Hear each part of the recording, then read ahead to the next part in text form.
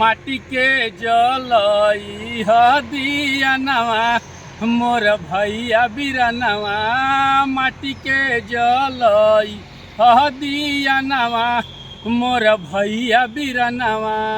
ए हो मोर भैया बिरनवा ए हो मोर भैया बिरनवा ए हो मोर भैया बिरनवा ए हो मोर भैया बिरनवा होई है गरीबों के कलनवा मोर भैया बिरनवा माटी के जलई दियनवा मोर भैया बिरनवा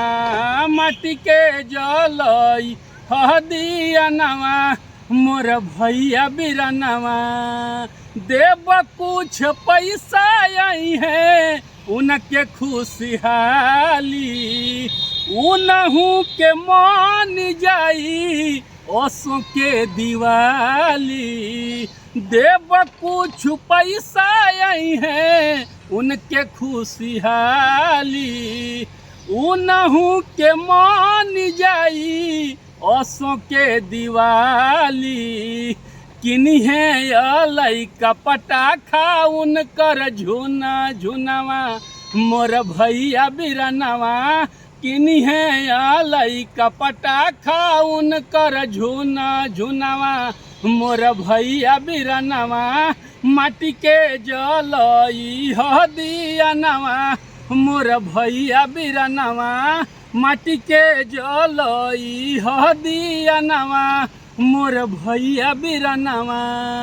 बड़ा परिश्रम कोई दियाना बनवले लकड़ी लवन जुटाई आवा में पकवले बड़ा हो परिश्रम कोई दियाना बनवले लकड़ी लवन जुटाई आवा में पकवले दे दी उनकर मेहनतनवा मोर भैया बिरनवा पूरा करी उनकर मनवा मोर भैया बिरनवा पूरा करी उनकर मनवा मोर भैया बिरनवा माटी के जलई दियनवा मोर भैया बिरनवा माटी के जलई दियनवा मोर भैया बिरनवा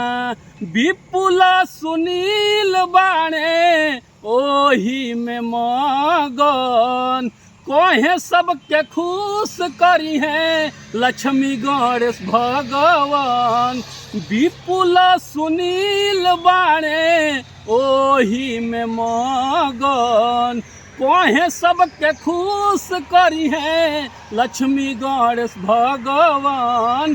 कोहे नरेंद्र के गनवा मोर भैया बिरनवा कोहे नरेंद्र के गनवा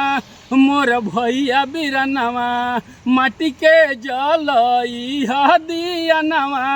मोर भैया बिरनवा माटी के जलई दियनवा मोर भैया बिरनवा। धन्यवाद।